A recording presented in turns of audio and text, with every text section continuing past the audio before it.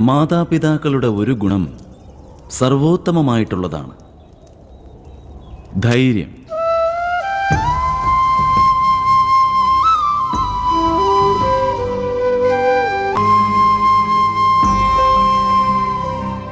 എല്ലാ മനുഷ്യരുടെയും ജീവിതത്തിൽ വിധിവൈപരീത്യങ്ങൾ നിശ്ചയം സംഭവിക്കുന്നതാണ്.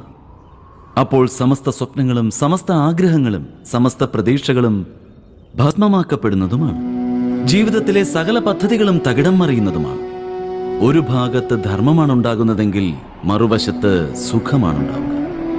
ഇതിനെയാണ് ധർമ്മസങ്കടം എന്ന് പറയുന്നത്. അതായത് ധർമ്മം വഹിക്കുക എന്നത് സങ്കടകരമാകുന്നു, ധർമ്മത്തെ പരിത്യജിക്കുക എന്നത് സുഖകരവുമാകുന്നു.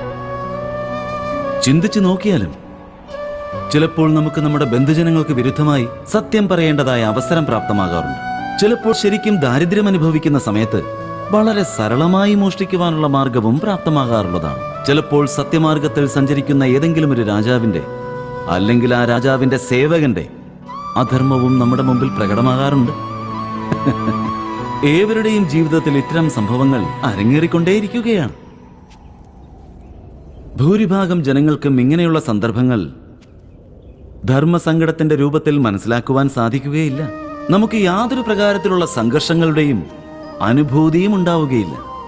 സ്വാഭാവികമായ രീതിയിൽ സുഖത്തിന്റെ നേർക്ക് നാം ആകർഷിക്കപ്പെടുകയാണ്, ശരിക്കും ഈച്ചകൾ ശർക്കരയിലേക്ക് ആകർഷിക്കപ്പെടുന്നത് പോലെ. വാസ്തവത്തിൽ ധർമ്മസങ്കടം അനുഭവിക്കുന്ന നിമിഷങ്ങൾ ഈശ്വരന്റെ സമീപത്തേക്ക് നമ്മെ എത്തിക്കാവുന്ന നിമിഷങ്ങളാണ്. നാം ഇത്തരം സംഘർഷങ്ങളെ ഭയപ്പെടാതിരിക്കുകയും സുഖത്തിലേക്ക് ആകർഷിക്കപ്പെടാതിരിക്കുകയും സ്വന്തം ധർമ്മത്തിൽ ദൃഢമായി നിൽക്കുകയും ചെയ്താൽ ഈശ്വര സാക്ഷാത്കാരം എന്ന പരമമായ സത്യം വിദൂരമാവില്ല.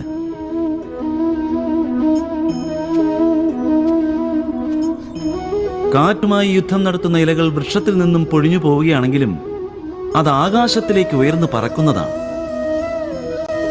എന്നാൽ കാറ്റേറ്റ് ഉണങ്ങിപ്പോകുന്ന പുല്ലാണെങ്കിൽ അത് ഭൂമിയിൽ തന്നെ ശേഷിക്കുന്നതാണ്. അതായത് ധർമ്മസങ്കടത്തിൽ നിന്നും നമ്മൾ സങ്കടത്തിനെ തന്നെ അകറ്റുകയാണെങ്കിൽ